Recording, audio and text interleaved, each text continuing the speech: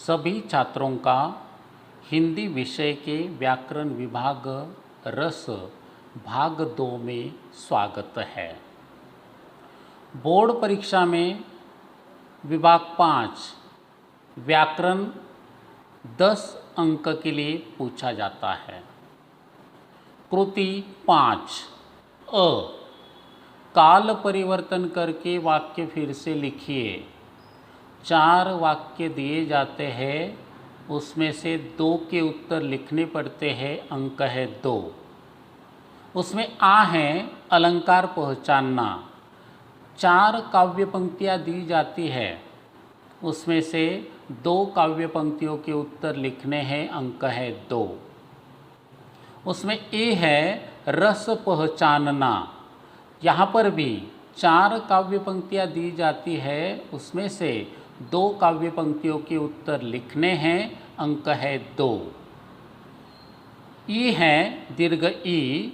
मुहावरों का अर्थ लिखकर वाक्य में प्रयोग कीजिए। 4 मुहावरे दिए जाते हैं, उसमें से 2 के अर्थ लिखकर अपने वाक्य में प्रयोग करना पड़ता है। अंक है 2। उसमें ओ है वाक्य शुद्धिकरण करके वाक्य फिर से लिखिए। 4 वाक्य दिए जाते, उसमें से 2 वाक्यों को शुद्ध करके लिखना है। अंक है 2। कुल मिलाकर व्याकरण विभाग पर 10 अंक के प्रश्न पूछे जाते हैं। युवक भारती कक्षा 12वीं व्याकरण विभाग रस आज हम देखने जा रहे, जिसका भाग 2 है। पहले भाग में हमने रौद्र रस, बीभत्स रस और अद्भुत रस को देखा है। बचे हुए 3 रसों का अध्ययन आज हम करने वाले हैं। देखिए, श्रृंगार रस। श्रृंगार रस को रसराज या रसपति यहाँ पर कहा जाता है। नायक नायिका के सौंदर्य तथा प्रेम संबंधी वर्णन को श्रृंगार रस कहते हैं। इसके अंतर्गत सौंदर्य, प्रकृति, सुंदर वन, वसंत ऋतु, पक्षियों का चहचहाना आदि के बारे में वर्णन किया जाता है। प्रेम से संबंधित उदाहरण इस पर पूछे जाते हैं। अब यहाँ पर देखिए, इसके अंतर्गत सौंदर्य, प्रकृति, वसंत ऋतु आदि का वर्णन किया जाता है। इसे रसराज या रसपति कहा गया है। इसके अंतर्गत देखिए, संयोग और वियोग इन 2 भागों में इसे विभाजित किया गया है। देखिए, श्रृंगार रस के 2 भेद यहाँ पर सामने रखे गए हैं। उसमें से पहला है संयोग श्रृंगार और दूसरा है वियोग श्रृंगार। देखिए छात्रों, हमारे लिए महत्वपूर्ण है श्रृंगार रस। उत्तर लिखते समय केवल यदि काव्य पंक्ति श्रृंगार रस की आई है तो उत्तर में श्रृंगार रस ही आएगा। संयोग श्रृंगार और वियोग श्रृंगार केवल जानकारी के लिए आपके सामने रखे जा रहे हैं। देखिए, श्रृंगार रस नायक नायिका के मन में रति या प्रेम जब रस की अवस्था में पहुंच जाता है, तब श्रृंगार रस की व्यंजना होती है। रति जिसे प्रेम कहा जाता है, प्रेम जिसे रति कहा जाता है। इसमें बहुत बार यह देखने को मिलेगा कि श्री कृष्ण जी के उदाहरण यहाँ पर दिए जाएंगे। राधा और श्री कृष्ण जी के उदाहरण, मीराबाई के उदाहरण यहाँ पर बहुत बार देखे जाने वाले हैं। तो यहाँ पर यह महत्वपूर्ण है कि श्रृंगार रस का जो स्थायी भाव है वह स्थायी भाव रति या प्रेम है। अब देखिए, श्रृंगार रस का पहला भेद सामने है, संयोग श्रृंगार। जहाँ नायक और नायिका के बीच परस्पर मेल मिलाप और प्रेमपूर्ण वातावरण होता है, वहाँ संयोग श्रृंगार होता है। मतलब यहाँ आप देखिए, बिल्कुल साधारण शब्दों में यह कहा जा सकता है कि यहाँ पर संयोग श्रृंगार में प्रेम में नायक नायिका को आनंद प्राप्त होता है। मतलब बिल्कुल उनके मन के मुताबिक जो बातें होती है उसे संयोग श्रृंगार कहा जाता है। अब देखिए, श्रृंगार रस, इसका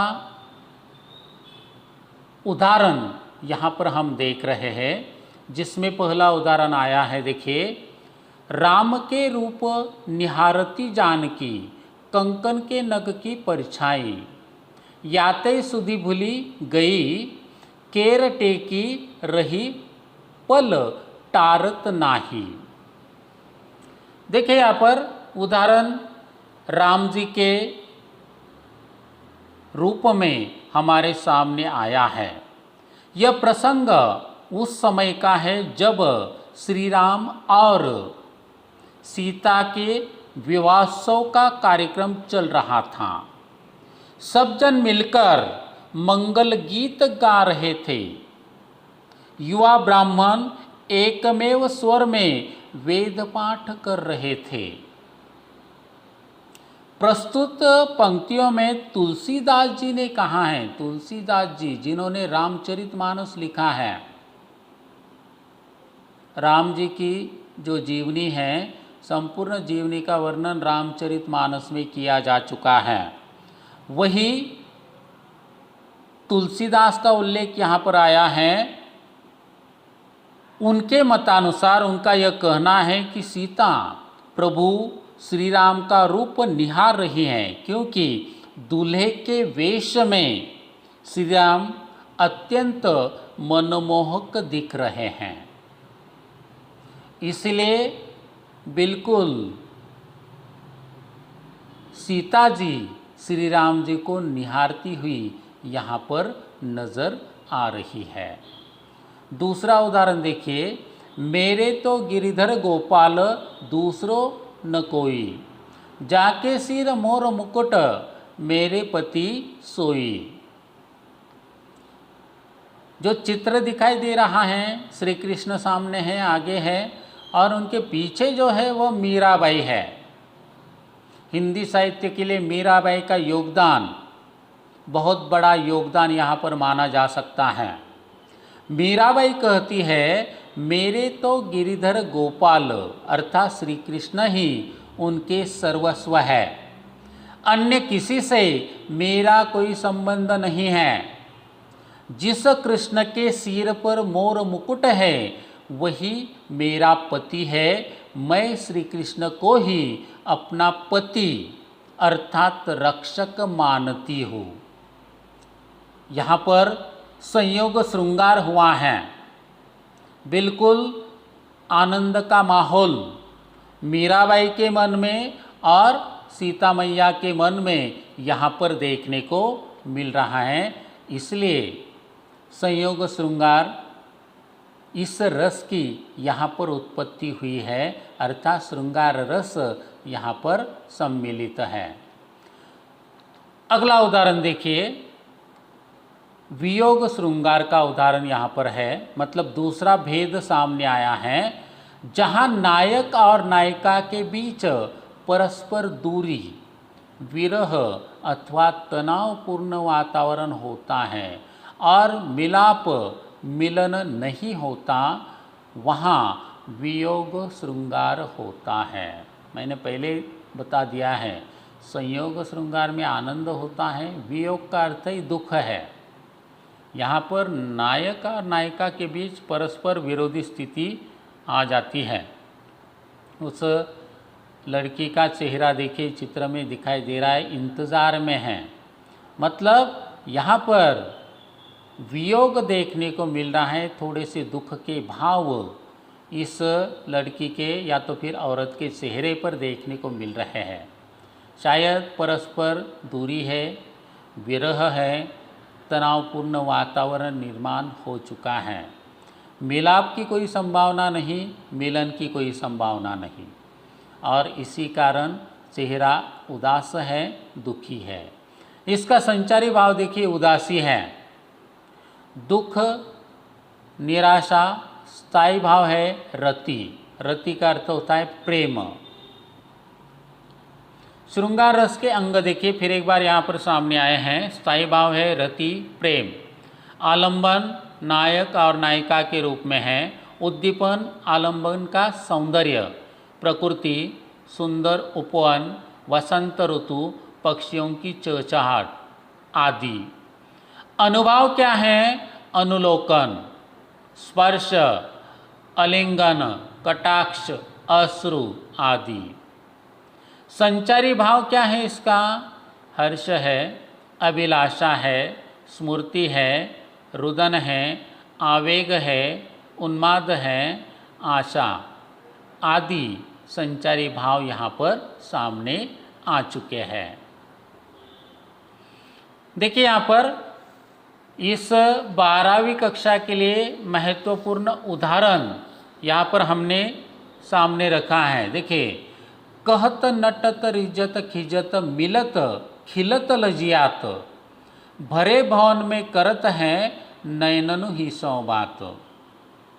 देखिए, नायक और नायिका के बीच आँखों ही आँखों में यहाँ पर इशारे हो रहे हैं। आँखों ही आँखों में एक दूसरे के साथ वह बातचीत करने का प्रयत्न कर रहे हैं। इस उदाहरण में नायक और नायिका का श्रृंगारिक वर्णन है। भरे भवन में नायक का अपनी नयनों से नायिका से मिलने को कहना, कहत। नायिका का मना करना, नायक को का मोहित होना, नायिका का खींच जाना, दोनों का आँखों से मिलना, दोनों के चेहरे खिल जाना, नायक का नायिका का शर्माना, ये सारी बातें वे आँखों ही आँखों से करते हैं। यहाँ श्रृंगार रस की व्यंजना होती है। देखिए, फिर एक बार इसका स्पष्टीकरण मैं देना चाहूँगा कि नायक और नायिका के बीच आँखों ही आँखों में इशारे हो रहे हैं। भवन भरा हुआ है, बहुत सारे लोग वहाँ पर उपस्थित हैं। नयननु अर्थात आँखों से ही 100 बातें नायक नायिका एक दूसरे के साथ कर रहे हैं। देखिए, सबसे पहले नायक कुछ कहता है, कहत। नटत का अर्थ होता है नायिका रूठने का बिल्कुल नाटक करती है। रिझत, रिझत का अर्थ होता है एक दूसरे से रिझना, मतलब एक दूसरे को रिझाने का वह प्रयत्न कर रहे हैं। खिजत, फिर एक बार नायिका चीढ़ती है, हालांकि यह भी नाटक है। मिलत, उनके एक दूसरे के नयन फिर एक बार मिलते हैं। खिलत, नायक और नायिका दोनों भी खिलते हैं। लजियात, बाद में नायक और नायिका को पता चलता है कि हम भरे भवन में है, बहुत सारे लोग वहाँ पर उपस्थित हैं, इसलिए दोनों भी यहाँ पर लज्जा महसूस करते हैं, शर्म महसूस करते हैं। तो इस प्रकार का यह वर्णन यहाँ पर आया है और यह वर्णन दर्शाता है कि श्रृंगार रस की उत्पत्ति यहाँ पर हुई है। इसमें अगला रस है शांत रस, जहाँ भक्ति, नीति, ज्ञान, वैराग्य, धर्म, दर्शन, तत्वज्ञान अथवा सांसारिक नश्वरता संबंधी प्रसंगों का वर्णन हो, वहाँ शांत रस उत्पन्न होता है। स्थायी भाव देखिए, शांति, निर्वेद अर्थात उदासीनता, मतलब शांति का माहौल यहाँ पर देखने को मिलता है। विभाव देखिए, परमात्मा का चिंतन, संसार के प्रति क्षणभंगुरता, सत्संग आदि। देखिए, ये हम जानते हैं परमात्मा का चिंतन कब किया जाता है, कैसे किया जाता है, कौन करते हैं। संसार के प्रति क्षणभंगुरता मतलब वह जानते एक संसार नष्ट होने वाला है, इसलिए संसार के मोह माया को छोड़कर ये लोग बिल्कुल पूजा पाठ में लीन हो जाते हैं, सत्संग में लीन हो जाते हैं। अनुभव देखिए, पूरे शरीर में रोमांच, अश्रु, हर्ष आदि। संचारी भाव देखना है, हर्ष, निर्वेद, स्मृति आदि। देखिए, लिखित रूप में जहाँ न दुख होता है न द्वेष होता है, मन सांसारिक कार्यों से मुक्त हो जाता है, मनुष्य वैराग्य प्राप्त कर लेता है, वहाँ शांत रस कहा जाता है। मतलब शांत रस की उत्पत्ति कहाँ पर होती है? तो जहाँ पर दुख नहीं होता, द्वेष नहीं होता, सांसारिक मोह नहीं होता है, मनुष्य वैराग्य प्राप्त कर लेता है, वहाँ पर शांत रस की उत्पत्ति हो जाती है। उदाहरण देखिए, माटी कहे कुमार से तू क्या रौंदे मोहे, एक दिन ऐसा आएगा मैं रौंदूंगी तोहे। कबीरदास जी के का यह दोहा है। देखिए, बलवान समय किसी को छोड़ने वाला नहीं है। मतलब जिस व्यक्ति का समय अच्छा है, अर्थात वह किसी को छोड़ने वाला है नहीं। माटी कुम्हार से कहती है कि तू मुझे क्यों रौंदते हो। हालांकि यह हम जानते हैं, माटी को रौंदने वाला कुम्हार होता है। वह कुम्हार माटी को रौंदकर मिट्टी वगैरह मिट्टी के बर्तन बनाता है, मटकियाँ बनाता है।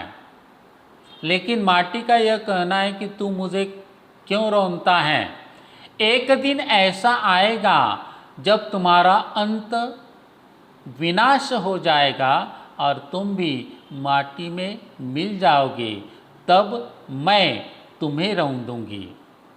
मनुष्य की मृत्यु होने के उपरांत, अंत होने के उपरांत मनुष्य को दफन किया जाता है, चित्र में दिखाई दे रहा है।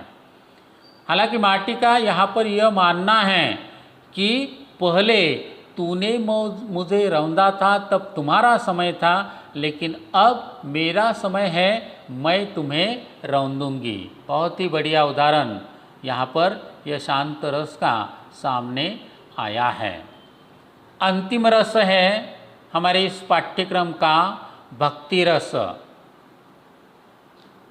भक्ति रस में भक्ति देखने को मिलती है, जहाँ ईश्वर अथवा अपने इष्ट देवता के प्रति श्रद्धा, अलौकिकता, स्नेह, विनयशीलता का भाव हृदय में उत्पन्न होता है, वहाँ भक्ति रस की व्यंजना होती है।